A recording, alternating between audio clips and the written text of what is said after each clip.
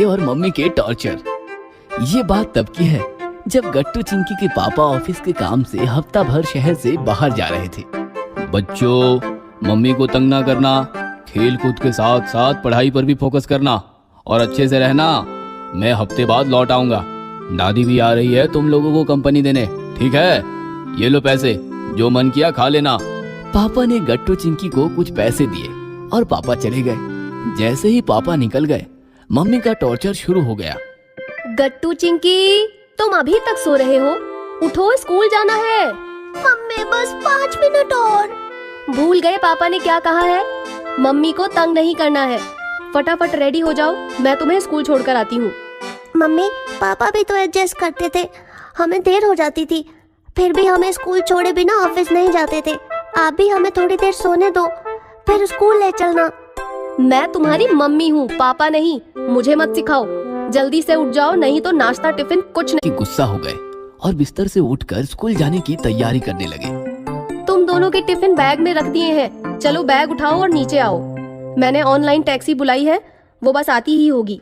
पापा तो हमारे बैग उठाकर कार में रखते थे, आप क्यों हमें बैग उठाने को कह रही हो? मैं पापा नहीं हूँ, मम्मी हूँ। एक बात बार बार दोहराने मत लगो। चलो जल्दी देखकर गट्टू चिंकी को रोना आ गया। हम नहीं चलेंगे आपके साथ स्कूल। मेरे साथ नहीं तो और किसके साथ जाओगे? हरी के पापा है ना, हम उनके साथ चले जाएंगे। ये सुनकर मम्मी भी गुस्सा हो गई। ठीक है, जिसके साथ जाना है जाओ, मेरा सिर मत खाओ। ऐसा कहकर मम्मी अंदर किचन में चली गई। गट्टू चिंकी भी नाराज होकर हॉल के बाहर निकल गए और सोफे पर बैठी दादी ये नजारा देखती रह गई। शाम को गट्टू चिंकी का स्कूल खत्म हुआ और वो घर जाने के लिए निकले। तभी भागते भागते हरी उनके पास आया। अरे सॉरी यार, मीटिंग की वजह से पापा हमें लेने नहीं आ रहे हैं। मेरी मम्मी आ रही है स्कूटी लेकर, लेकिन हम तीनों उस पर नहीं जा पाएंगे।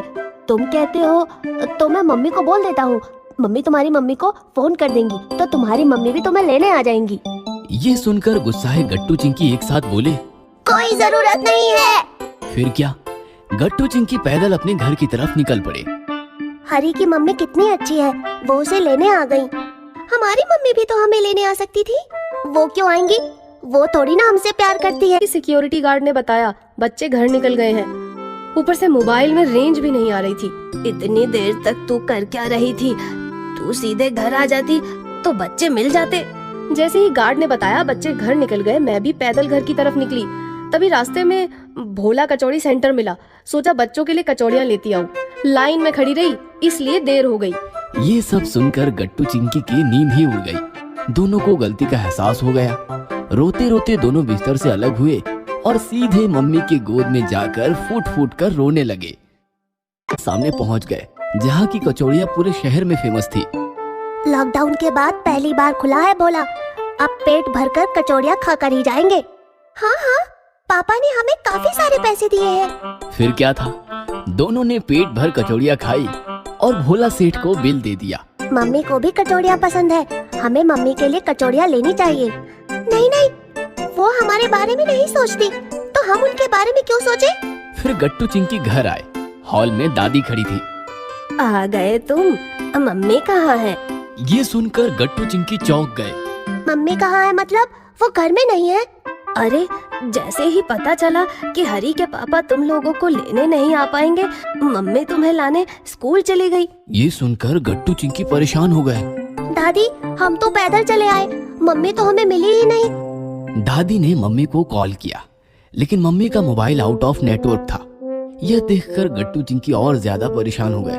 धीरे धीरे रात होती गई, लेकिन मम्मी नहीं लौटी। गट्टू चिंकी दादी को बिलख बिलख कर रोने लगे। दादी, मम्मी कब आएंगी? दादी, हमें मम्मी चाहिए। दादी, हमें मम्मी चाहिए। गट्टू चिंकी काफी देर रोते रहे और रोते रोते दादी के पास ही सो गए। रात के 9 बजे थे। गट्टू चिंकी सो रहे थे कि तभी उन्हें मम्मी और दादी की बातचीत सुनाई दी। आज तो मेरी